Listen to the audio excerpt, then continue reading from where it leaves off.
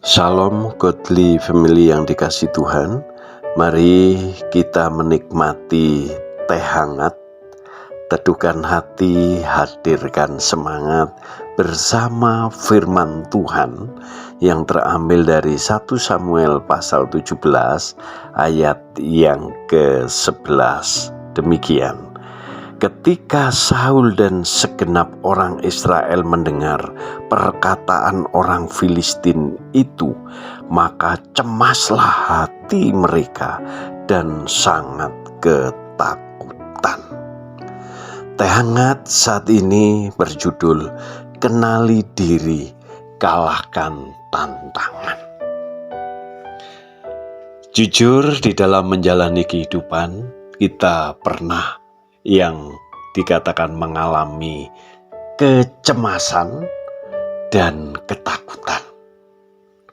Di sini Raja Saul dan tentara Israel juga mengalami cemas dan ketakutan karena ditantang dan menghadapi Goliat, yaitu tentara Filistin yang seperti raksasa ini.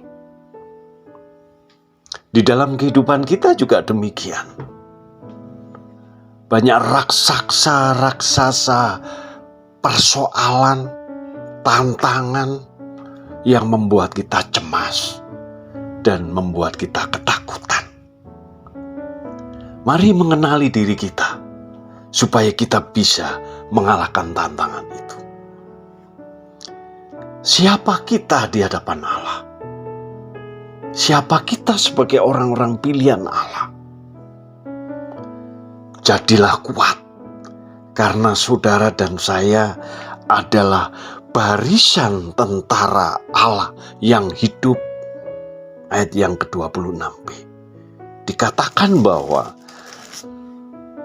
di situ Daud datang di medan pertempuran dengan mengatakan, siapakah orang Filistin yang tak bersunat ini sampai ia berani mencemoohkan barisan daripada Allah yang hidup.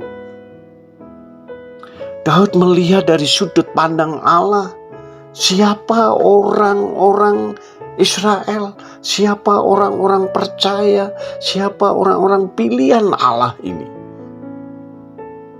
Jadilah kuat, karena orang-orang percaya adalah barisan dari tentara Allah yang hidup. Tidak ada dan tidak boleh orang menghina barisan tentara Allah yang hidup. Raksasa Filistin yang bernama Goliat telah menghina dan mencemooh.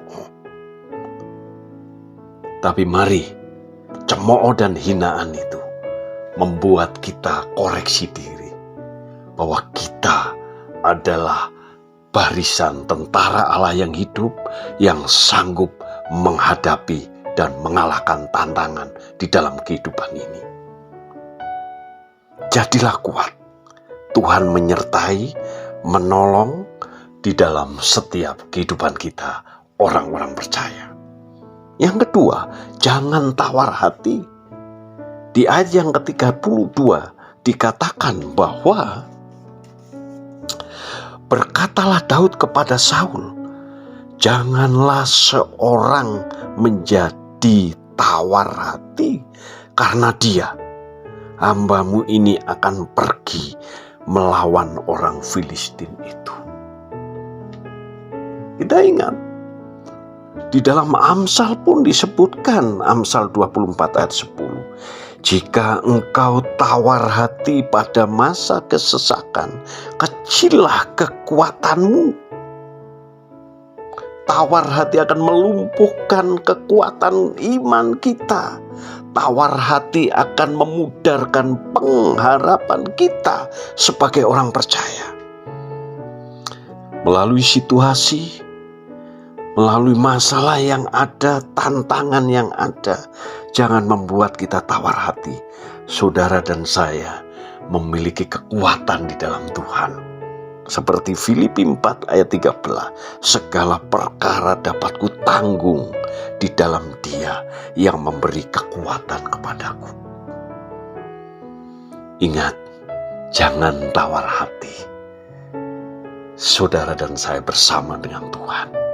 Dan yang terakhir, yang ketiga ayat 37, jangan bimbang. Di situ dikatakan pula kata Daud, Tuhan yang telah melepaskan aku dari cakar singa dan dari cakar beruang, Dia juga akan melepaskan aku dari tangan orang Filistin itu. Iman yang teguh, kepercayaan yang penuh kepada Allah.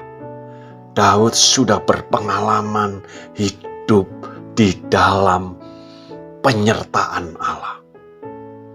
Kalau dulu dia bisa mengalahkan beruang, mengalahkan singa, saat ini mau menghadapi Goliat orang Filistin, Tuhan pun akan menyertai dan dia bisa mengalahkannya bersama dengan Tuhan.